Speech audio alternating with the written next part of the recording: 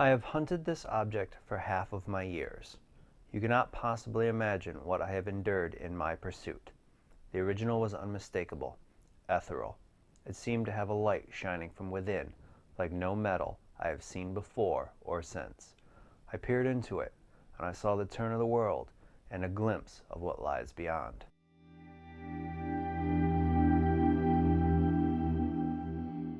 Hello, and welcome to Visions of the Past, an Assassin's Creed lore podcast. My name is Andrew, and I'm glad to see that you have found this podcast. Today, we're going to talk about the group of artifacts that was being talked about when Nikolai Orlov gave us this quote on the Imperial Scepter, the Staffs of Eden. Some of you might know the Staffs of Eden as the Staves of Eden, but for the purpose of uniformity, I will be referring to them as staffs from here on out, as the only difference between the two are only the regions in which the words are used. With that off the top, you will find the Staffs of Eden in Assassin's Creed 2 and its novel, Assassin's Creed Renaissance, Assassin's Creed Brotherhood and its novel of the same name, Assassin's Creed Origins and the comics Assassin's Creed The Fall, The Chain, and Brahmin, and it is also mentioned within Assassin's Creed Chronicles, India. So, now we know where to find them. What exactly are the Staffs of Eden? For the most part, these pieces of Eden are the embodiment of sovereignty and dominion, allowing the user to control a vast number of people, usually resulting in the user becoming the head of a state or the head of a major institution. Most of the known staffs are designed to control the minds and bodies of people. Some even went as far as to have a spot for an apple of Eden, allowing for the enhancement of each's powers.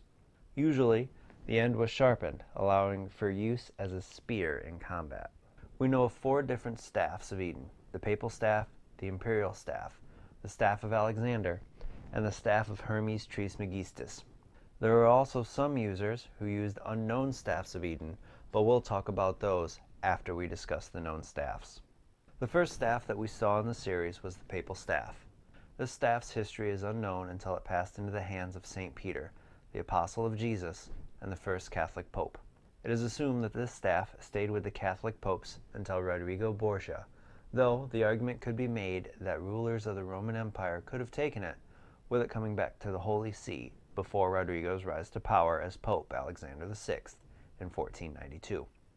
The goal of Rodrigo's rise to power was so that he could use the Papal Staff to gain access to the Vatican Vault.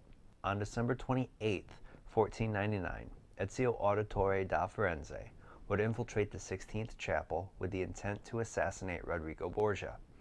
Ezio would end up getting into a fight, though, where Rodrigo would use the staff to hide his presence and to levitate Ezio, though it is unknown if this is what the staff really did or if it just manipulated what we saw.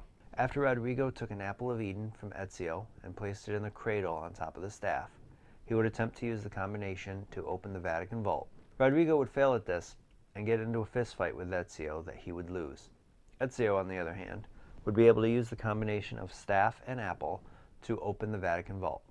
Within the vault, Ezio would fulfill the part of the prophet from Altair's Codex, though when Ezio exited the vault, he would be able to take the apple from the staff, but the staff itself would descend beneath the floor at the entrance to the vault. This is the last known location of the staff, but there is always a chance that it is no longer beneath the entrance to the vault. The next staff that was seen in the series is the Imperial Scepter. We don't know when or how, but this staff was in the possession of Alexander III of Russia in 1888. He would use it to maintain the power of his monarchy within the Russian Empire. On October 28, 1888, while riding the imperial train to St. Petersburg, Tsar Alexander was attacked by the Russian assassin Nikolai Orlov. After the train derailed and the Tsar made sure his family was safe, he would retrieve the staff from the wreckage and give it to Nikolai, telling him that not only was he weak, he had absolutely no idea what he was doing there. After letting Nikolai use the staff, Alexander would proceed to beat him badly in a fistfight, allowing for him to keep his life for the only reason that he didn't want his family to see him kill the assassin. After Tsar Alexander's death in 1894, the staff would pass to his son Nicholas. Unfortunately for the newly crowned Tsar, sometime before 1908, Gregory Rasputin would replace it with a replica and ship the real staff to Tunguska to be experimented on by Russian Templars. In the summer of 1908, a team of assassins led by Nikolai Orlov infiltrated a Wardenclyffe tower where the staff was being experimented on.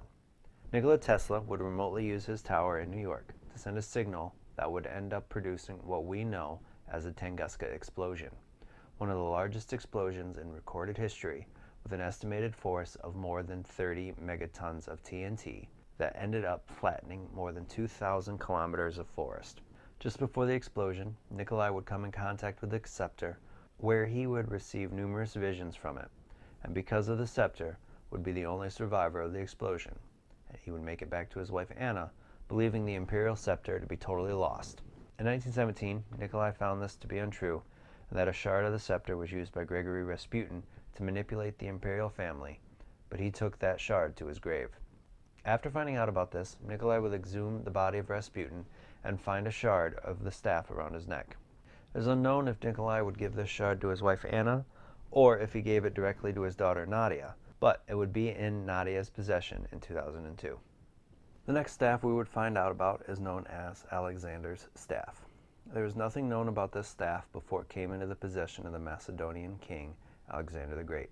Alexander would use this staff, along with the Trident of Eden, to go undefeated in battle and create one of the largest empires in the ancient world. After Alexander's death at the hands of Etani, he would be interned alongside the Staff of Eden in Alexandria, and the Trident would be broken up with Seleucus and Ptolemy, each taking a prong and creating their own empire, with the third going back to Macedonia.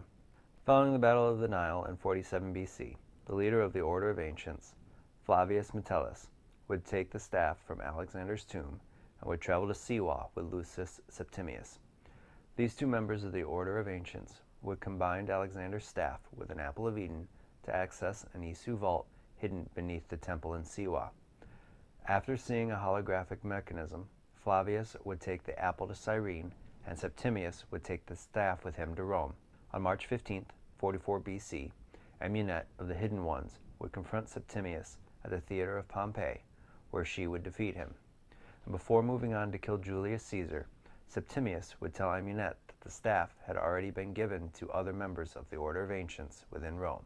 What these members would do to the staff is unknown, as it has not been seen since. This brings us to the last known Staff of Eden, the Staff of Hermes Trismegistus. Sometime during the Isu era, the Isu Aletheia was able to replicate her consciousness into the staff, much like Consus was able to do with the prototype of the Shroud of Eden. Her reason for doing so is to be able to have the ability to interact and help the staff's wielder master its power. Sometime in the 6th century BC, Hermes would meet with Pythagoras and his protege, Kairos of Xanax, in a remote desert. Here, Hermes would decide that Pythagoras was a worthy successor, granting him the staff. Eventually, Pythagoras would part ways with Kairos and found the cult of Hermes and used the staff as their emblem. This group, though, would split, with one faction forming the cult of Cosmos and Pythagoras trying to stop them, though he would go and study more about the staff in the Isu. During his studies, Pythagoras would link the Isu to the Minoan civilization, and due to an extended lifespan granted to him by the staff, he would eventually meet a woman by the name of Myrine, whom was the daughter of the king of Sparta, Leonidas. The two would have a daughter together named Cassandra, but Pythagoras' obsession with knowledge about the Isu would cause him to leave and eventually discover an Isu vault beneath Atlantis. He would spend years in this vault trying to find a way to seal off the Isu city, but sometime between 429 BC and 422 BC, Cassandra would go searching for Pythagoras, only knowing that she was searching for her father. When she ended up facing him, Pythagoras would know who she was, though it is unclear whether it was the staff that told him or if it was Icaros, Cassandra's golden eagle, whom Pythagoras had sent to watch over her. On their first meeting, Pythagoras would convince Cassandra that they needed to seal Atlantis and keep its knowledge hidden. This led Cassandra on a mission to recover the 4 Atlantean artifacts. Once she returned to the gates of Atlantis with the artifacts, Pythagoras would start to have second thoughts about losing the knowledge of Atlantis, but Cassandra would convince him to not only see it through, but to pass the staff on to her. When he gave her the staff, Pythagoras would pass away, and Cassandra would seal the city with the staff. Shortly after sealing Atlantis, Alethea would communicate with Cassandra through the staff, informing her that she was now the keeper, the one who keeps the Great Seal closed and the staff safe, and that her end goal is to deliver Alethea and the staff to the Heir of Memories. Cassandra would go on a journey to find 3 symbols in ancient tombs that would allow the heir to access the Great Seal of Atlantis. After finding these seals, Alethea would call Cassandra back to Atlantis so she could teach her what it truly meant to be the keeper. Cassandra would open the Great Seal with her own blood and would find that it was once a grand throne room. Alethea would inform her that Pythagoras didn't know it existed, as he selfishly used the staff for knowledge, and that Cassandra would endure lifetimes until the heir takes the burden of the staff. And the only way to carry the staff's weight is to find the strength to do so. And to do that, she would have to relive simulations that Alethea created for her to find that strength. Cassandra would then go through simulations of Elysium, the underworld, and Atlantis itself. And after learning to control the staff, Cassandra would also learn that the simulations were from the memories of Isu. Some of them were even Alethea's, and were meant to show her how ruling with extreme order or extreme chaos were doomed to fail, and that there was no path to power for her as the keeper. She was also informed that the staff has the ability to bring the world to its knees, but that it was not her role. Her role was to restrain the power of the staff and to guard it. Cassandra would go on to hold the staff until 2018, when she would pass it along to the Heir of Memories, Layla Hassan. During this moment, Cassandra would tell Layla that the Templars and Assassins represent order and chaos, and that if either side won, it would result in the world's doom, and that Layla was the one who would bring balance. Layla would return to the Animus to relive Cassandra's memories to find the seals that would unlock the Great Seal of Atlantis.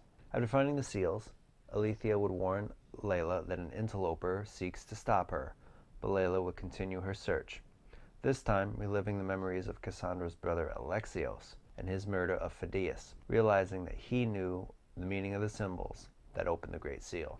Layla would lose contact with the Altair II, the ship that contained her team, as it was attacked by Sigma Team and forced to go dark.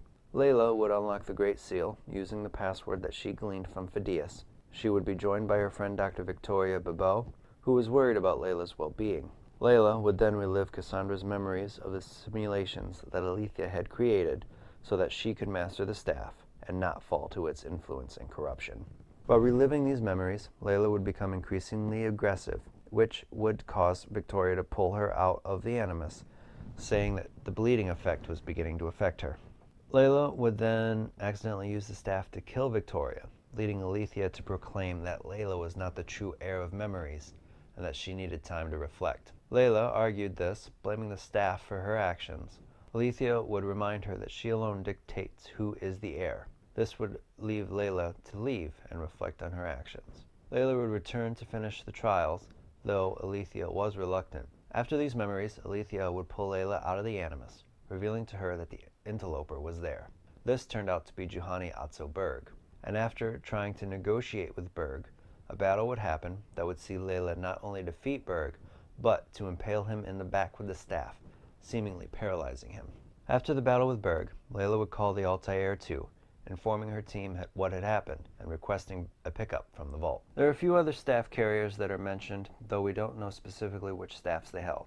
The glyphs within Assassin's Creed 2, for instance, stated that the prophet Moses, the Egyptian pharaoh Shabbatka, and John the Baptist all controlled staffs of Eden. Personally, I wouldn't be surprised if the staff that Moses and John the Baptist carried turned out to be the Papal Staff, and that the one that Shabbatka had turned out to be Alexander's staff, based solely on how easy it would be to draw a line to each of those staffs. There was also a statue of Durga, shown in Assassin's Creed Brahmin, that depicted her with a staff that closely resembled the Imperial Scepter. I've always liked the idea behind the Staffs of Eden. They ended up being great ways to explain the fall of a dynasty, or how a single person could keep control over such a large number of people. Seeing the Papal Staff in Assassin's Creed 2 being used in conjunction with an Apple of Eden to open a vault was a nice touch as well. I will say, though, I am concerned about the staff of Hermes tree Miguistas. It was the first to be shown to give long life to a human, though it is unclear how much Isu DNA is required to use it, as Cassandra is known to have a high percentage and used her blood to open the Great Seal of Atlantis, but Layla needed to speak a password to enter. Maybe the higher your percentage, the more resilient you are against the staff's effects. And when you add in Layla's time in the Animus and the possible bleeding effect, it could be causing her to be affected more than most. The way the fate of Atlantis closed, there's no way that the staff is excluded from the next game. But with it comes a lot of questions. What is its purpose? Why is it important that Layla has it? Can she really control it? What is Alethea's endgame? So many questions come from just that one DLC that I'm hopeful that we get more time in the modern day during the next go-around. Thank you for joining me today.